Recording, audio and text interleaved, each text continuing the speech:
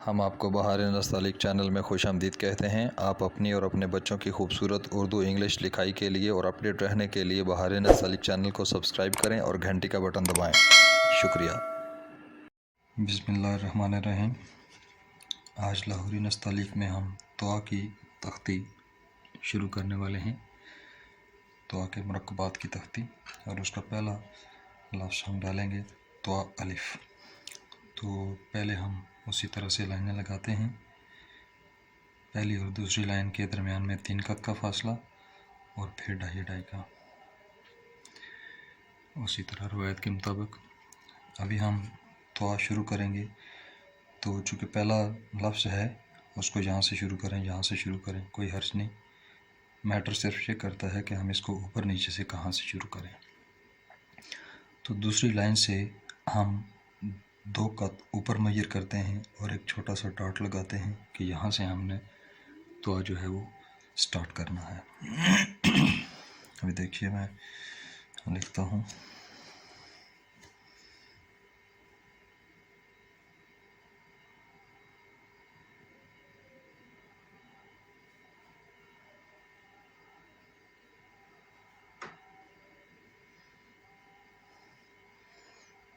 ये अलिफ बनाने के बाद इसको थोड़ा सा टेढ़ा किया। अभी मैं इसको समझाता हूँ कि ये टेढ़ा कैसे होता है और कितना करना पड़ता है।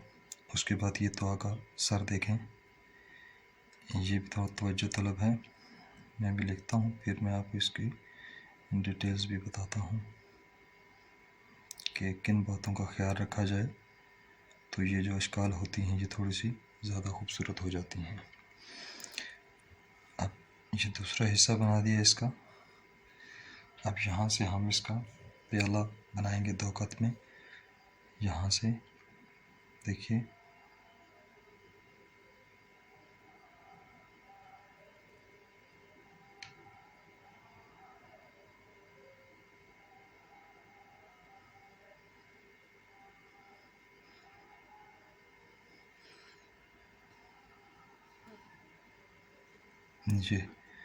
ये इसकी पूरी शक्ल हो गई।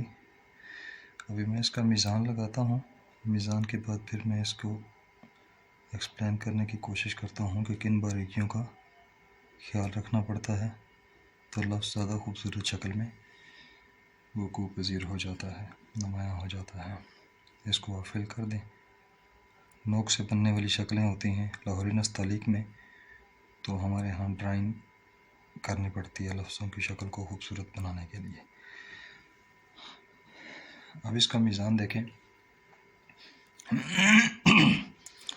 सबसे पहले तो ये कि इस लाइन से हमने ऊपर यहाँ ये जो तोहे की सर है इससे ऊपर हम मय्यर करते हैं, तो ये हमारे पास तकरीबन 2.25 कत में ऊपर अलिफ होता है दुआ का। उसके बाद ये दुआ को इधर पीछे कितना लेकर जाना है, ये इसकी देखें, ये 1 कत इस तरह की पैमाइश है, बाहर इतना लेकर जाना।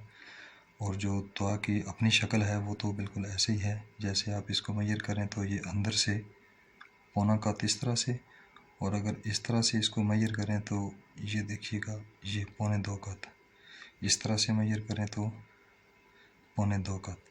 और यहाँ से अलिफ से, जहाँ से हमने अलिफ को टेढ़ा किया था, इसको यहाँ से यहाँ पे फासला मय्यर करें तो ये 1 कत बनता है।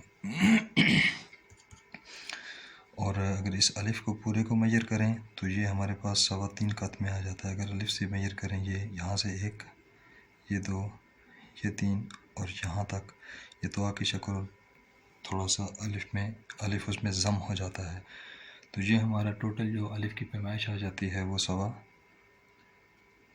3.25 कत में आ जाती है। इसके अलावा देखें, अभी मैं इसकी आपको वो डिटेल बताता हूँ कि इसको टेढ़ा कितना करना है और इस शक्ल में किस चीज़ का ख्याल रखना है। तो ये देखिएगा, मैं थोड़ा सा इसको मज़ीद एक्सप्लेन करता हूँ। सबसे पहले तो जब हम इसका अलिफ डालते हैं, ये अब यहाँ से हमने अलिफ को टेढ़ा किया, ये कितना करना है, यहाँ से आप 1 कत मय्यर कर लें, और इस कत का जो 1/3 हिस्सा है, ये देखें, ये एक हिस्सा ये दूसरा हिस्सा, ये तीसरा हिस्सा, यानी कि 1/3 हिस्सा जो है ना वो आप अलिफ को यहाँ से टेढ़ा करें। और ये भी मैं आपको बता दूँ, ये रूल्स नहीं हैं, ये आपके खूबसूरत लिखने के अंदाज़े हैं। मैं आपको अंदाज़े बता रहा हूँ। जो असूल होते हैं वो पैमाइशें होती हैं। अब ये अलिफ टेढ़ा हो गया। अब यहाँ से जहाँ से हमने इसको इधर टेढ़ा किया, यहीं से हमने इसकी ये वाली कर्व बनानी है, ये। अब इस कर्व में आपने ये ख्याल रखना है कि इसका जो वज़न है वो इस रुख पे हो। ये मैं समझाने के लिए इधर से बना रहा हूँ, आपने इधर से बनाना है, ये वज़न। उसके बाद फिर इसको क्लोज़ करें, ये।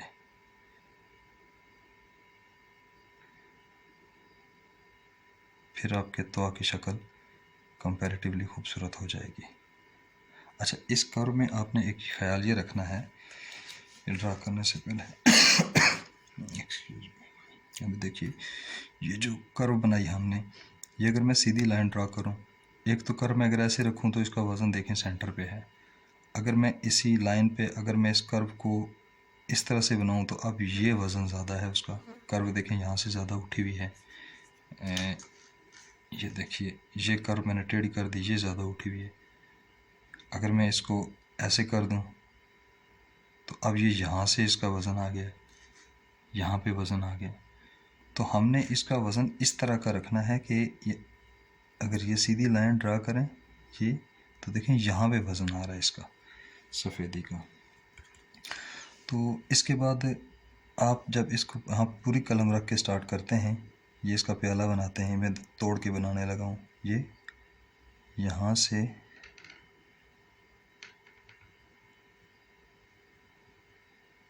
इसको फिर ऊपर ले जाएं आप।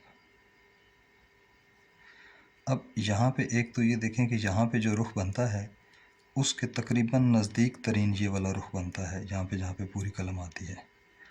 दूसरी बात ये कि यहाँ से यहाँ तक देखें तो यहाँ से यहाँ तक ये कलम ज़्यादा चली है, यहाँ से यहाँ तक ये कलम कम चली है। इसका मतलब है यहाँ पे आपने कलम को रोटेट करना है, यानी ऊपर वाली नोक को ज़्यादा चलाना है, नीचे वाली को कम चलाना है। इस बात का ख्याल रखना पड़ता है।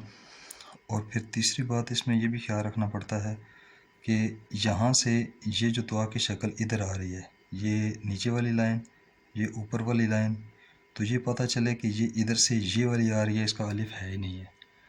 और अगर हम अलिफ को कंसिडर करें कि अलिफ, तो हमें पता चले कि ये अलिफ की इधर वाली लाइन ये आ रही है और इस तरफ अलिफ वाली की जो लाइन है वो इधर से आ रही है और ये पूरा अलिफ यहाँ तक आ रहा है। ये दोनों आपस में जम होने चाहिए, तो फिर ये शक्ल जो है वो आपकी निस्बतन खूबसूरत बन जाएगी। अब देखें जो गलतियाँ हो जाती हैं दोस्तों की, उसमें ऐसे होता है कि कुछ दोस्त जब इस तरह से अलिफ बनाते हैं ना तो इसको वो सीधा ही रखते हैं, इस तरह टेढ़ा नहीं करते, ये सीधा ही रखते हैं।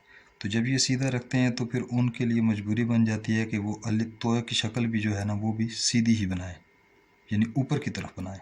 ये टेढ़ी है, ये इस रुख पे है, ये खड़ी बन रही है अभी। तो जब वो खड़ा बनाएंगे तवा, तो उस तवा की शक्ल जो है वो ठीक नहीं लगेगी। ये पता चल रहा है कि ये बिल्कुल इसके अंदर जैसे खंजर लगा हुआ है, लताफत ख़त्म हो गई इसमें। दूसरी बात ये होती है कि अगर इस तरह से कोई दो सबा बनाते हैं, अलिफ को टेढ़ा नहीं करते, खड़ा रखते हैं, तो इसका मिजाज खड़ा है, इसका मिजाज टेढ़ा है, इनमें हम आहंगी नहीं है, जिसकी वजह से खूबसूरत नहीं लगता है। यहाँ पे आप देखें, गौर करें कि यहाँ पे जो हम थोड़ा टेढ़ा करते हैं, इस टेढ़े का इस टेढ़े के साथ ये दोनों में आपस में रब्त है, जिसकी वजह से ये खूबसूरती कायम रखता है। फिर इसमें एक और गलती बाज़ दफ़ा ऐसे हो जाती है दोस्तों की कि जब वो ऐसे तोड़ डालते हैं, ये अब इसको बेशक चलें टेढ़ा भी ठीक करते हैं, मतलब यहाँ पे गलती नहीं होती। और जब इसको बनाते हैं तो इसकी शक्ल को जो है ना वो ये एहतियात से बनाने वाली होती है। ये अब ये भी फ़र्ज़ करें ठीक बन गई, यहाँ तक कोई गलती नहीं हुई। अब इसका नीचे का वज़न रखने के लिए गलती हो जाती है। कुछ होते हैं वो दोस्त इस तरह से बनाते हैं तो वो इसको बहुत नुकदार सा बना के तो फिर इसको ऐसे उठाते हैं तो ये नुकदार गुलाई बन जाती है। ये देखें नुकदार गुलाई है, ऐसे गिरा हुआ है फिर उठा हुआ है, जुम्बिश होने के बावजूद भी नुकदार गुलाई बन गई है। तो बाद दफ़ा ये भी गलती होती है। और दुआ की तख्ती में आपने ये बात याद रखनी है हमेशा के लिए कि दुआ का जो भी मुरक्कब बनेगा दुआ के साथ, उसमें ये जो बीज की दुआ की अंदर वाली बीज की शक्ल है, ये आपने हर सूरत में एक जैसी ही रखनी है।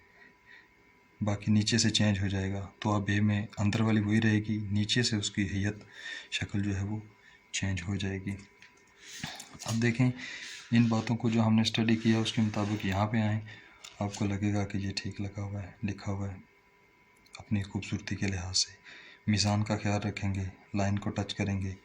तो यहाँ पे एक और भी बारीकी वाली बात समझने वाली है कि ये वाला जो अलिफ दुआ का बाद वाला अलिफ है, ये पहले वाले अलिफ की निस्बत तकरीबन 1/4 कद ज़रा सा ऊपर होता है, यानी एक कद का चौथा हिस्सा थोड़ा सा ऊपर रखते हैं और इसके दरमियान एक कद का फासला रखते हैं। ये हमारा दुआ का आज सबक था। दुआ की मज़ीद डिटेल बाकी असबाक में वक्तन फ़वक्तन जहाँ ज़रूरत पड़ेगी वो इंशाल्लाह हम पढ़ते और डिस्कस करते रहेंगे। अगर आपको इस हमारे सबक से फ़ायदा हो रहा हो तो आप बहार नस्तालिक चैनल को सब्सक्राइब करें और घंटी का बटन भी दबा दें।